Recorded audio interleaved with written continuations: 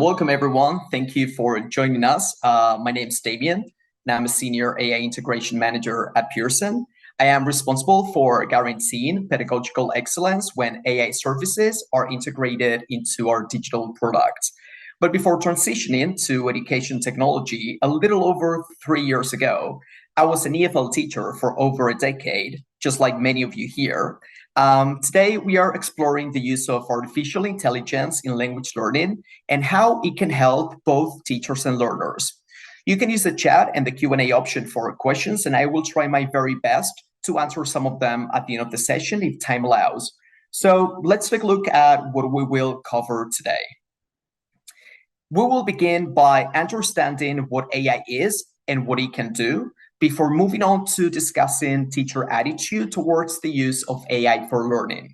Then I will walk you through existing AI-powered initiatives in Pearson that we use to enhance courses and assessments, and also what the future holds and what's in it for teachers. We will close the session by explaining available AI tools, yes, ChatGPT included, that we can use for content creation and how we can use these safely and responsibly. At Pearson, we believe human expertise assisted by AI can enhance and improve existing learning experiences. Proprietary AI is developed responsibly and expertly by AI teams and world-leading language experts. Our developments are also continually trained and monitored. These are some of the ideas that we're going to be discussing in our session. The true value of AI is in enhancing the learning experience, not in replacing teachers. It allows us to create new and exciting learning opportunities so students can learn at their own pace and level, and so that teachers can free up time. Teachers have raised their concerns about the use of tools such as ChatGPT and how this can prevent students from thinking critically. And these, of course, are valid, but it's important to accept that AI has been around for ages and banning it is just not going to be effective. Having said that, there are things that we can do to promote the responsible use of these tools. And lastly, the role that generative AI plays in creating engaging and personalized content, not just activities and lesson plans, but also images and videos. What is AI? Well, I started off my professional career as an English language teacher, so my focus was to facilitate learning by delivering good quality lessons to contribute to learner progress. And although I transitioned to education technology in 2020, it was not until I started in my current role that I actually understood what AI is. But before then, if anyone mentioned artificial intelligence to me, all I would have thought about is robots and any other stuff that I would have seen in science fiction films. So I know very well how some of you may be feeling. So how can we define AI in simple terms for teachers that might not be very familiar with it? Well, artificial intelligence refers to a branch of computer science that studies how to program computers to think like humans do. This enables machines to do things that are normally done by people, only faster and more efficiently. But how does this happen? AI works by taking in information from its environment, and this information is what we call a data set, and then using that data to learn and make decisions.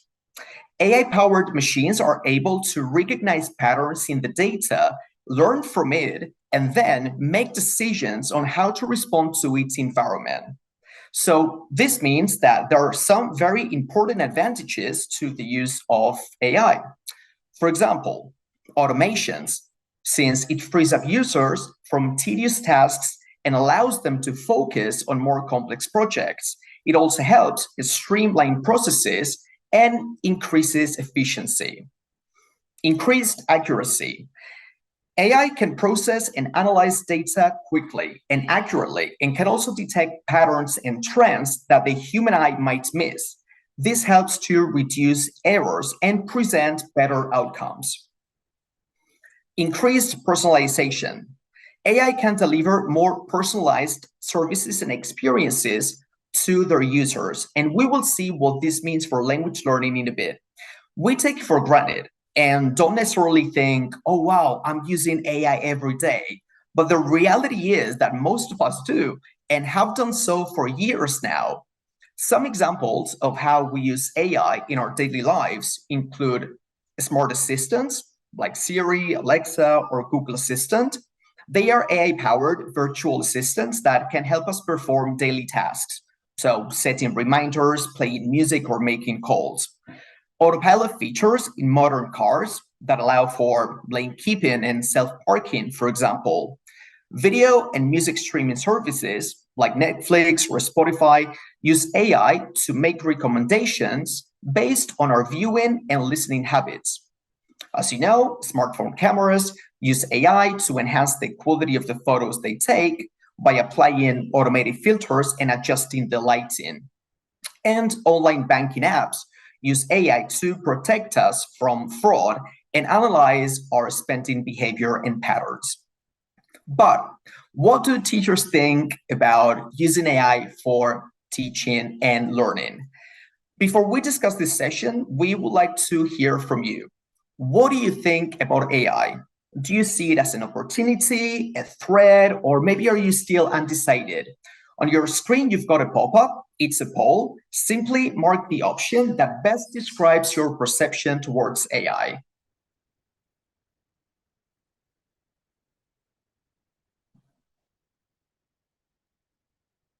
Okay, let's continue.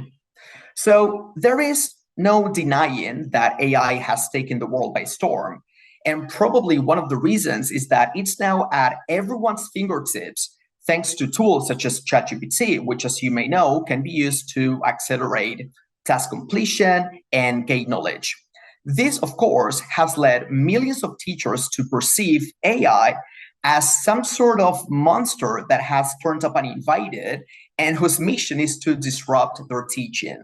So many can't help but wonder, what does this mean for me and my students? Is AI going to replace me?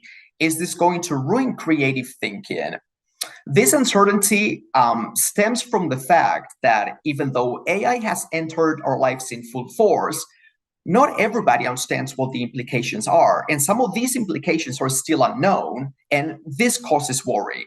But if you take a closer look at our AI monster here, you will see that it is indeed a friendly and helpful teammate. This image, by the way, has been generated using AI, and we will discuss this later. At Pearson, we are genuinely invested in providing an outstanding teaching and learning experience. So we very often reach out to teachers and students to find out about their wins, challenges, concerns, to make sure that we remain customer-centric. On this slide here, you can see what some of our teachers think about AI. Most of them see it as an opportunity to personalize the learning journey, increase student engagement, draw inspiration, provide immediate feedback. By contrast, some teachers consider that AI could interfere with student motivation, prevent them from nurturing their thinking skills, and even replace teachers.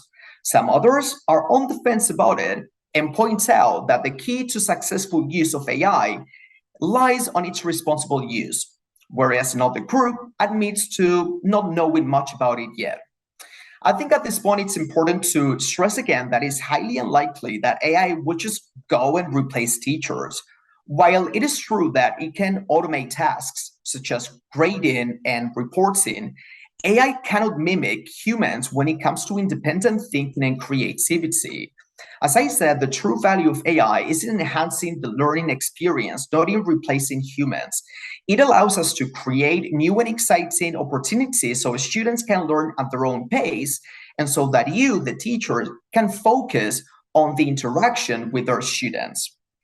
Incorporating AI into education has tons of benefits, but it's important that teachers promote the responsible use of AI tools and help students think critically about the ethical implications of AI, and we will come back to this later.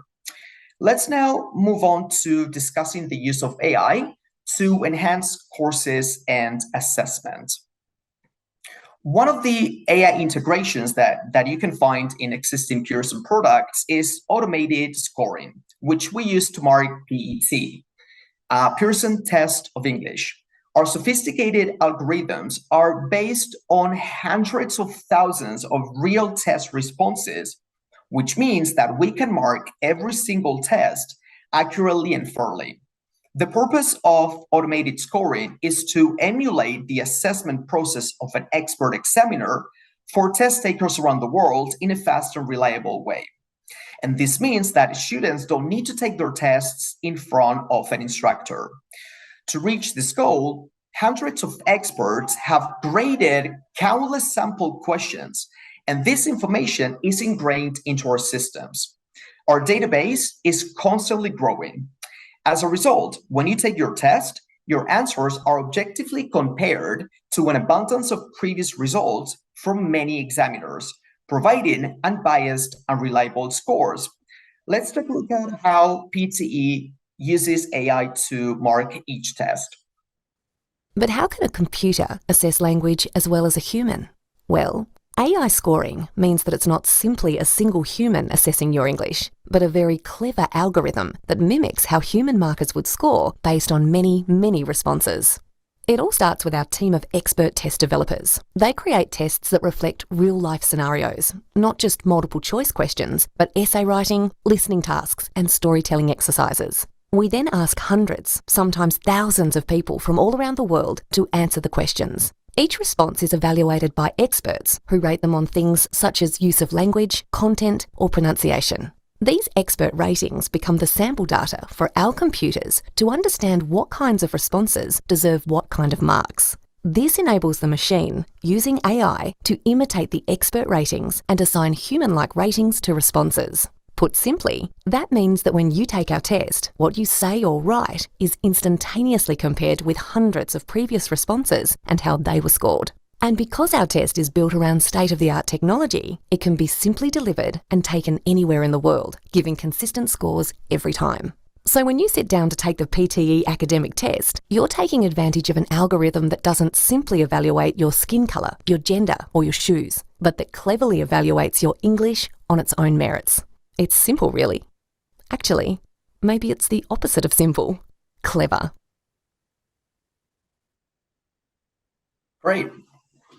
Thanks. So in these images, you can see how AI-powered scoring allows for unbiased marking. While two examiners could grade the same exam differently, so the image on the left, data-driven AI models provide objectivity, the image on the right. AI has also been integrated into our Versant language tests. To give you some context, Versant language tests are used by businesses to measure a test taker's ability in up to 4 areas: speaking, writing, listening, and reading. Test takers are evaluated in real business scenarios to help companies identify which candidates will be successful in a role, verify English for global teams, or setting standards for spoken English in the company. Apart from automated scoring, fully AI-powered proctoring analysis flags suspicious behavior and adds security and confidence to make placement and hiring decisions. But what is proctoring exactly? Well, proctoring analysis is the practice of monitoring and ensuring the integrity, accuracy, and security of test takers during a test. It usually includes monitoring for signs of cheating, as well as ensuring that the person taking the test is actually the person that has been authorized to do so. AI-powered proctoring can also detect patterns of behavior, such as physical movement, facial expressions, that can help identify potential cheaters. Another fantastic use of AI in Pearson is conversational AI for interactive speaking practice, which you can find in Speak Out 3rd edition. Conversational AI allows the student to put into practice the grammar and the vocabulary that they have learned in real-life interactions, which will help increase their confidence when they are using the English outside the classroom. This also helps teachers guarantee that they meet their speaking learning objectives, as it provides additional practice that students can do at home. Before starting the conversations, learners can see key language and phrases that they can use to get a better score. They will be assessed on the use of this key language and phrases, and depending on the conversation type, also on comprehension and fluency. You can find two types of conversations, branching and non-branching. A branching conversation powered by conversational AI is a conversation where the AI is able to respond differently based on the user's input. This means that if the user says one thing, the AI will respond with one set of answers. But if the user says something else, the AI will respond accordingly. So think of a tree with multiple branches, right? So this gives the conversation a more natural feel and allows the AI to better understand the user's needs. We're now going to watch an example of a branching conversation where students can practice ordering a meal at a restaurant. Good evening. Do you have a reservation? Yes, I have a reservation for two. Great. Come this way. Would you like a starter? Sorry, I just got here. I'm sorry, I don't understand.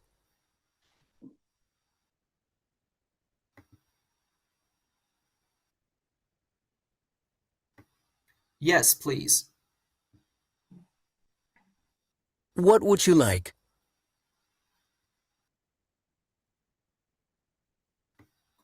Can I have a soup of the day, please? So that's one soup. And for your main course?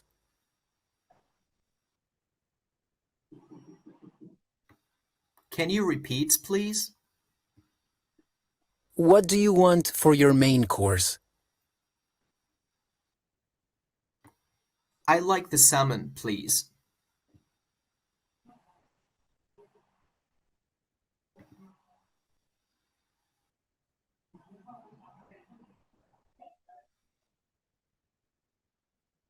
Great, I love reading your comments, by the way. By contrast, a non-branching conversation is a type of conversational AI that does not involve this branching, right? There is no splitting. So it is a simple linear interaction between the user and the chatbot who just responds to the user's questions and comments in one single stream. This is an example of a non-branching conversation. The student can see prompts to help them formulate their answer. The objective of this speaking practice is to explain the rules of a game or a sport that you know. What's your favorite game or sport? My favorite sport is football. It's one of the oldest sports in the world, and it's very popular in Europe. I like it because football matches are exciting.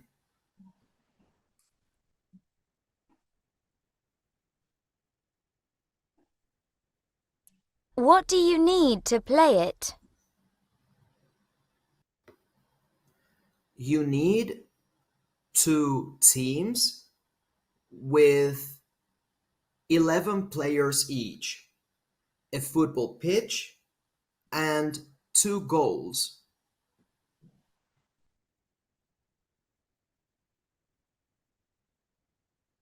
What are the rules? You must score as many goals as possible in the other team's goal. You can't use your hands, just your feet.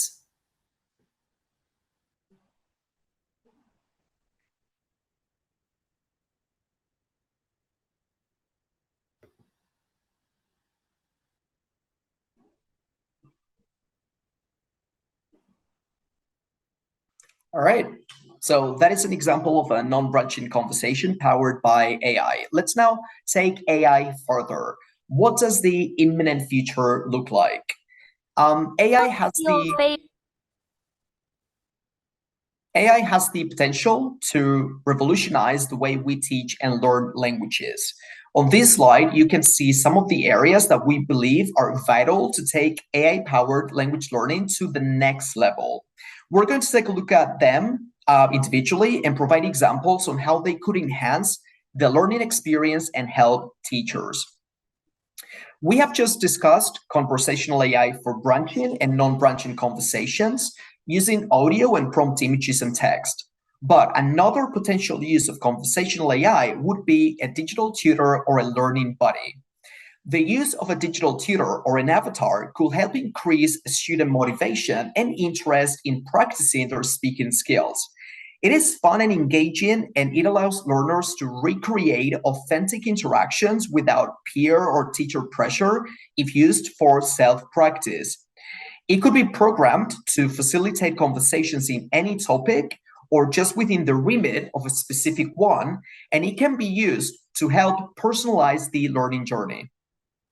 Another possible use would be its integration into digital content, for example, into the workbook, so the learner can turn to it for feedback and advice when interacting with the different activities. And to me personally, adaptive learning is the real game changer when it comes to enhancing the learning experience using AI. It could be used to improve the quality of learning by adapting instruction to individual student needs. With adaptive learning, AI looks at each student's individual progress and adjusts the input to serve content that is tailored to the specific student's abilities. In addition, AI is able to provide learners with feedback on their performance and find out what areas may need additional practice.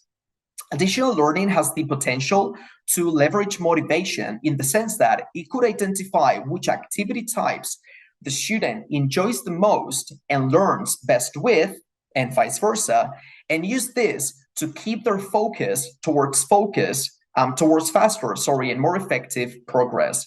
This will lead to improved engagement and higher academic success by providing input and practice that is more relevant and engaging for the student.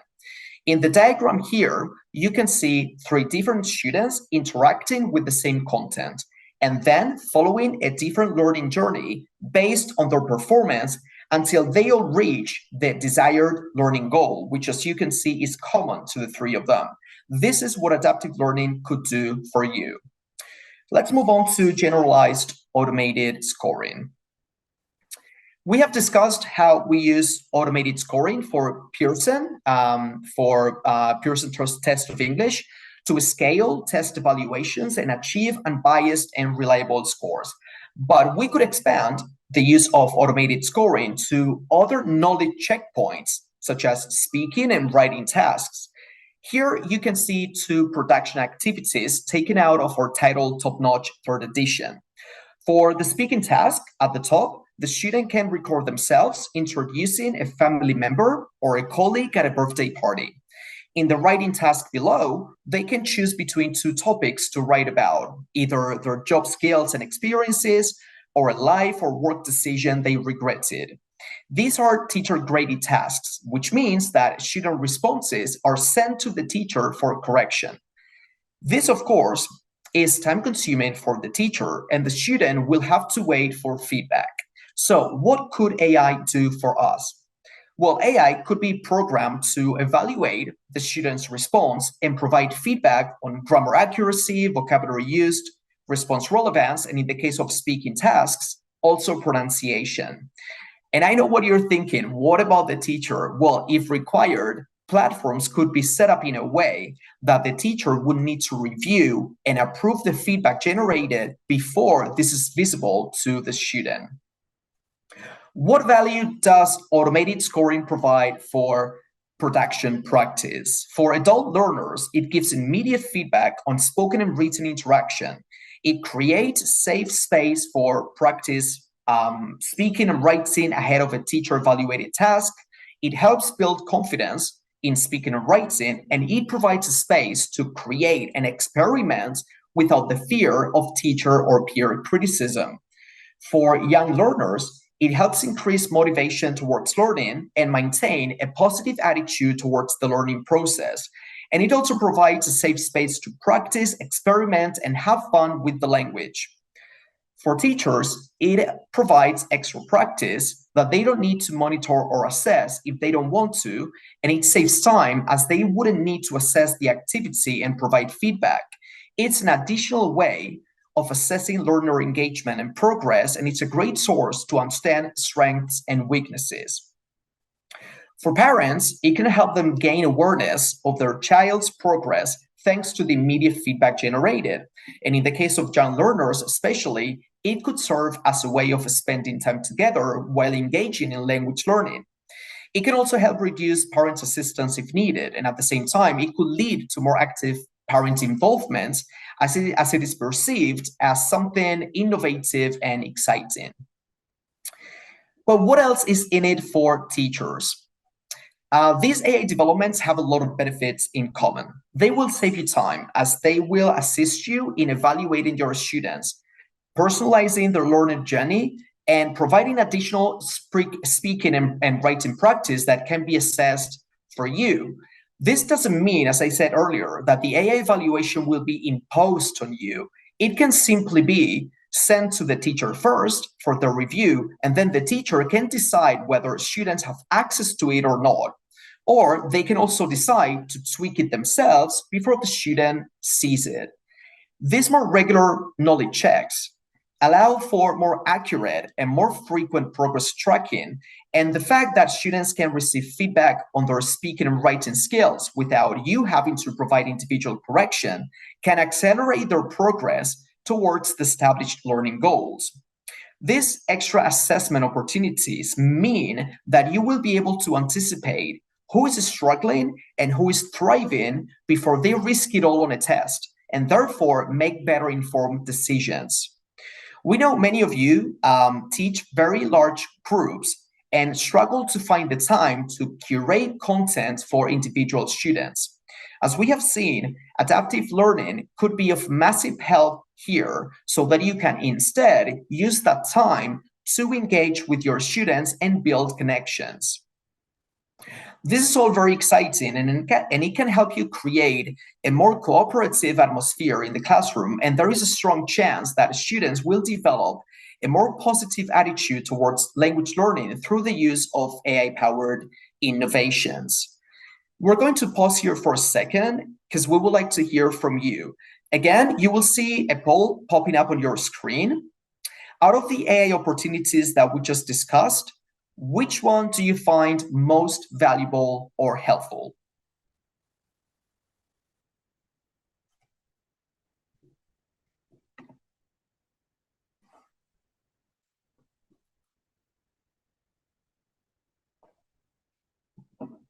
All right, let's take a look at some available AI tools that can make teachers' lives easier.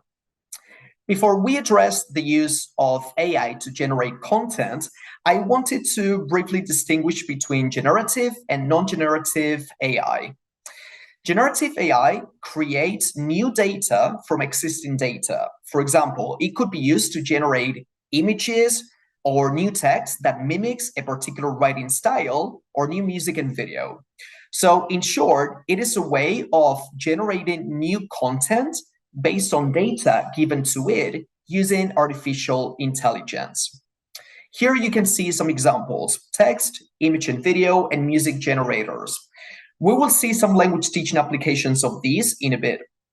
By contrast, non-generative AI is a type of AI that can learn from data, but is not able to create new data itself. Non-generative AI can learn complex patterns from data and use those patterns to make predictions or decisions. It relies solely on information that has already been collected, as opposed to generative AI, which uses algorithms to generate new data. Among non-generative AI, we can include capabilities that we just discussed. So adaptive learning, automated scoring and automated feedback, conversational AI, and also facial and speech recognition. I would like us to now focus on how generative AI can help teachers and learners with content generation, be it text, image, or video. So let's address the elephant in the room, ChatGPT. I'm sure most of you know what ChatGPT is and have probably played around with it before. But for those of you who don't know what ChatGPT is, it is an AI-powered language model developed by a company called OpenAI that is capable of generating text from a request. So in simpler terms, it's a generative AI tool that basically provides you with the information you need. So think of it as a more sophisticated version of Google or any other search engine. The difference, though, is that Google returns what's already out there, and ChatGPT generates an answer for you based on pretty much all the data that's on the internet. This request that we enter into ChatGPT is what we call a prompt. It can be an excellent tool to generate different exercise types that you can use as extra material for your lessons, as remediation or stretch content. You can generate learning objectives for a particular topic, or even generate entire lesson plans. So it means that it can save you time in personalizing the learning journey and creating materials. Additionally, it can help you mark pieces of writing by asking it to provide feedback and highlight mistakes in a text. Let's take a look at some examples before we see it in action. So say that you're looking to create a reading comprehension exercise, and the topic that you want your students to read about is online shopping. So in this example, I have used the prompt, create a short and interesting text about online shopping at a B2 upper intermediate level of English. Below, you can see what ChatGPT returned. Then I wanted my students to complete multiple choice questions. So I prompted, write for multiple choice questions that focus on interesting details from the text above. And voila. The result is not always going to be what you're looking for, and we will address this, but a lot of the work can definitely be done for you. Let's watch this video to see how it works.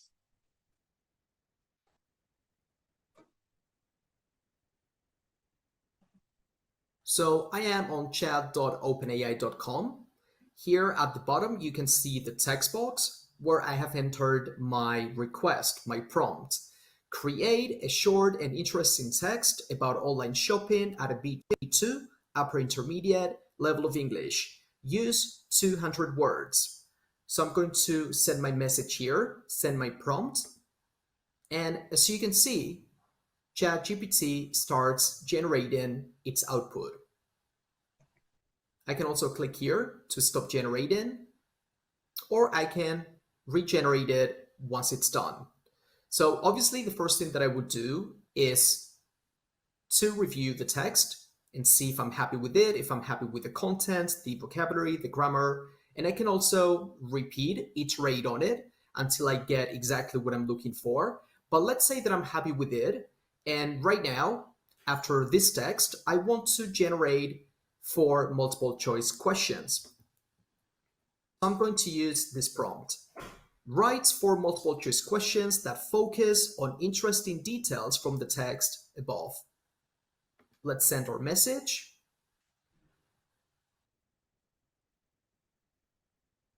And here they are.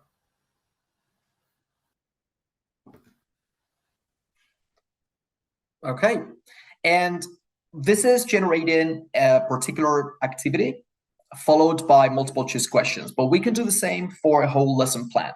So I used the prompt, you are an expert EFL teacher. Provide me with a lesson plan to teach irregular past simple forms in English for B1 intermediate students. And it returned an entire lesson plan divided into the sections that any of us would use when writing out a lesson plan ourselves. Again, it will quite possibly need some tuning for you to get exactly what you're looking for. And this is why expert human intervention is always advised. If you're not happy with the output, you can regenerate it. Let's take a look at it. So let's say that in this case, I'm not interested in generating a text with multiple choice questions, but I want to get a whole lesson plan. So the prompt that I have used is, you are an expert EFL teacher. Provide me with a lesson plan to teach irregular past simple forms in English for B1 intermediate students. So let's send our message and see what ChatGPT returns.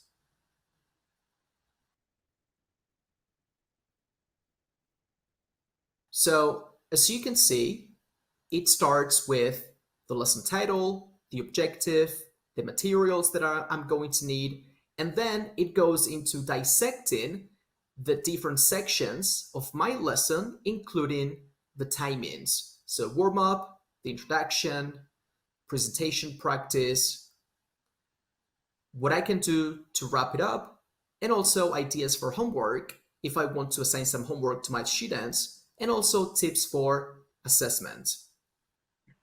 If you're not happy with it, again, you can click on regenerate to get a different response, or you can iterate on the prompt that we used.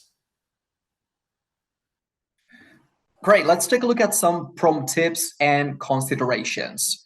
So the key isn't how you word your prompt. So this is what we call prompt engineering or prompt design. So I want to provide you with some tips on how you should approach prompting in order to get the desired output. Ask ChatGPT to play the role of an EFL teacher. You can leave it at that, or say, for example, you're an EFL teacher specialized in pronunciation practice. Add any specificity that you consider could increase the chances of ChatGPT returning what you want. Provide ChatGPT with context about your students, learning goals, limitations, and any other background that could help the AI return a relevant answer. Mention their language level, as ChatGPT can struggle with CFR levels. I recommend also adding things like beginner, lower intermediate, advanced. If you're looking for a very simple explanation, you can use clarifications such as, explain the use of frequency adverbs as if I were a 5-year-old. You can provide details on the student needs as well. Specify the activity type that you're looking to generate. So multiple choice, gap fill, matching, as well as the number of questions. For example, provide a multiple choice exercise with 6 questions based on the text below. Give me 4 choices for each question. Keep it simple. Avoid using complex language or sentence structures in your prompt, as it works best with clear and concise prompts. Be specific. The more specific the prompt is, the more likely ChatGPT is to provide accurate and relevant output. Use specific keywords and phrases that are relevant to the topic or task that you want to generate. Use examples. Including examples in your prompt can help clarify your goal and guide ChatGPT to generate more accurate output. For example, if you're looking to generate an exercise to practice tenses, you can prompt something like, remove the present perfect in the following paragraph. This is an example of present perfect, has gone. Use present simple instead. This is an example of present simple, she goes.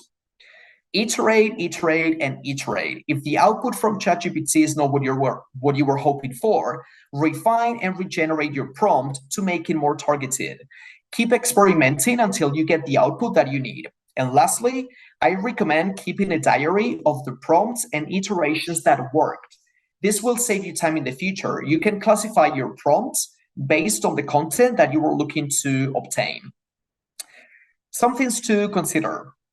Grading may contain challenging vocabulary and structures for the level, so it would still need to be edited. ChatGPT does not respond well to negative prompts. So, for example, don't use the passive voice or avoid the passive voice. This could be resolved with follow-up prompts. For example, rewrite this line. You would also need to clarify in the prompt whether you want British, American English, or any other variety. If you try to develop a text and multiple activities simultaneously, use accurate and descriptive steps or follow-up prompts to work on stages that don't come out quite right the first time. The exercises returned can at times be too vague or open, as it is unlikely that ChatGPT will interpret everything as intended. So content will still need careful editing.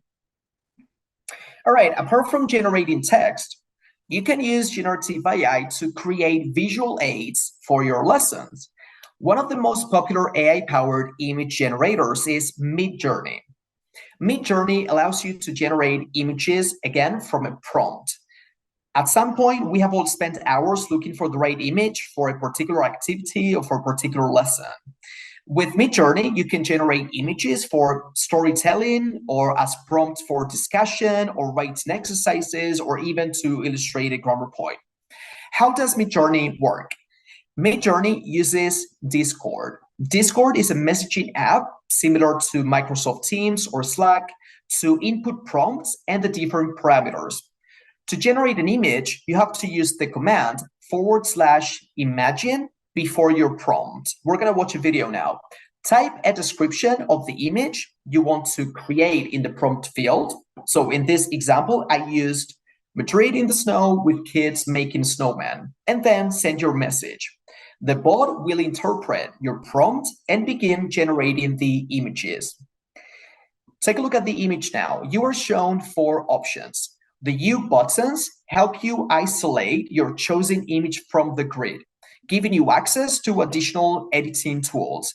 The redo button allows you to regenerate the same prompt to get different results. And the V buttons are used to create variations of the selected image. Each button generates a new image grid that still maintains the general style of the image that you have chosen. There are a lot of parameters that you can add to style your image, and they are explained in Midjourney's website, but the reality is that you don't need to use them to create useful images for your lessons. You can instead use words in your prompts that help Midjourney return a more accurate representation. For example, you can use words like realistic, lively, dynamic, or even indicate the type of light that you want, so natural light. Let's take a look at how it works. I am on Discord now, the messaging app that Midjourney uses to generate its images. So as you can see, it pretty much looks like a chat room. Here at the bottom, you can find the text box where we are going to enter our prompt. For Midjourney, you always need to start by typing /imagine. As you can see, it also pops up, so you can just click on it, and then we're going to use our prompt. Madrid in the snow with kids making a snowman, realistic with natural light. You would simply need to click enter and it will start generating your images. In this case, I have generated them for you in advance because it can take a few seconds depending on how busy the server is. Here we've got the 4 images. If you click on the U buttons, this will select one of the images so that you can see them in higher quality. And it also provides additional editing options. If you click on the wheel here, it will simply regenerate the same prompt. For the V buttons, what it will do is that it will create a brand new grid with another 4 images based on the image selected. But for example, if you click on U1, you can see that it will pick the image that we have selected. And down here, we've got additional editing options. Cool, let's now discuss video generation. Video generation might sound complex and time-consuming, but it really is not. I have chosen Pictory because it's very user-friendly and intuitive, so it's quite a quick process. You can create videos on whatever topic you want, from story to grammar explanations and vocabulary flashcards. As you log in, you can choose the source that you would like to create a video from. For educational videos, they recommend script to video, so I have used this format. The first thing that you need to do is to write or generate a script for your video. I have used ChatGPT to provide an explanation on the form and use of the present perfect. You can even highlight words in the script to help Pictory find better visuals. Once you are happy with your script, simply click on Proceed at the top and choose or upload a template for your video. These are only some examples that you can choose from, but there are many more. Then a video storyboard will be created, and from there, you will be able to edit absolutely every detail from the script to the images, text, audio, and the voiceover that you want to use for your video. As you can see, the video is divided into scenes, and you can just select each of them and modify them the way you want. Let's take a look at the end result for my video about the use and form of the present perfect. The present perfect tense is formed by using the auxiliary verb, have, in the appropriate form, followed by the past participle of the main verb. 1. Positive.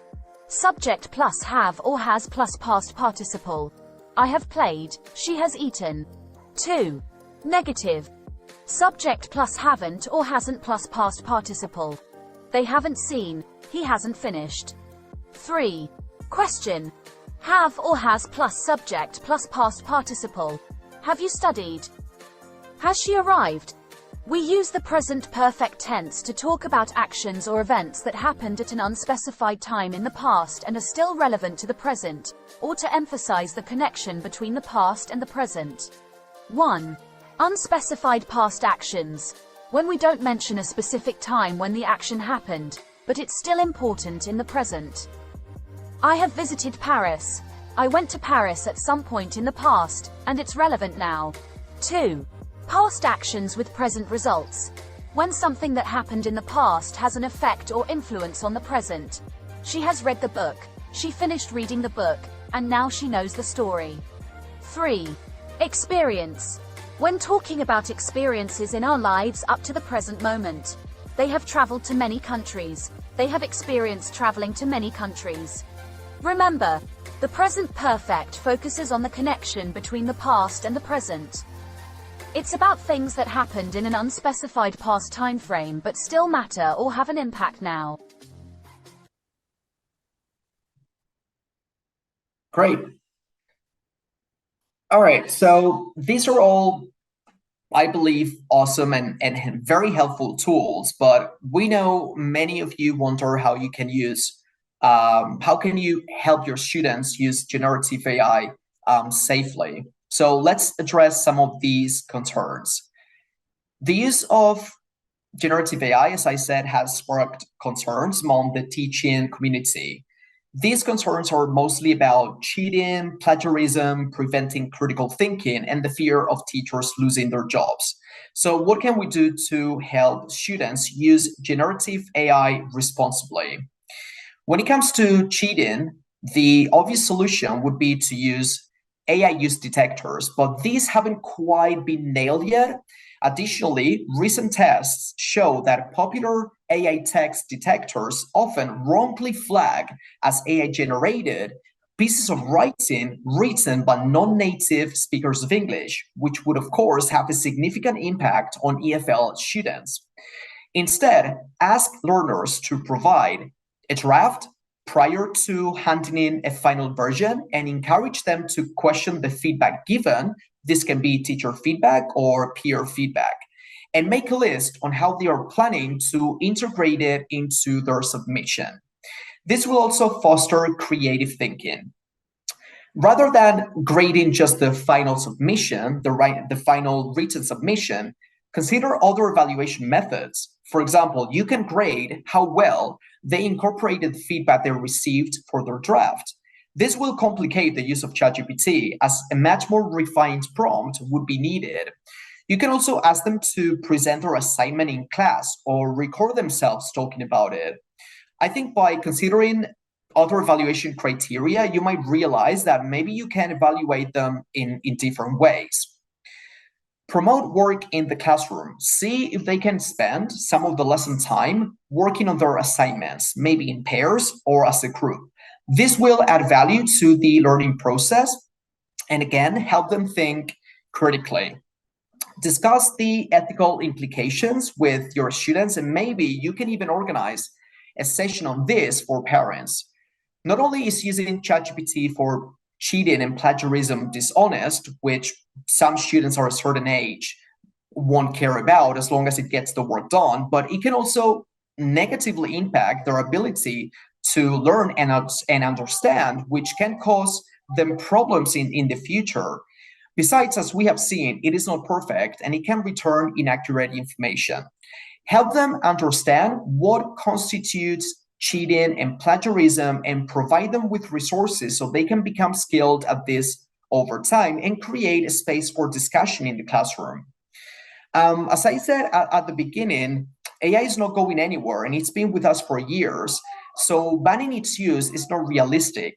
Instead, we can tell our students that they can use it for inspiration.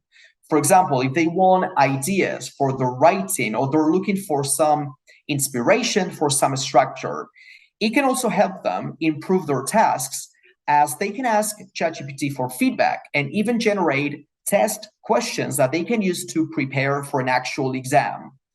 And the final idea here is to let them know about the tool's limitations and encourage them to remain up to date on developments and discoveries. We all need to be educated here because it's all very new to many people and it's all changing very fast. I would like to double down on the idea that generative AI cannot replace teachers. In the case of ChatGPT, output is not perfect and generative AI performs based on what it's been taught and trained on. So it is able to serve original and carefully thought out content. Generative AI tools are incredible and they can definitely make our lives easier, especially when it comes to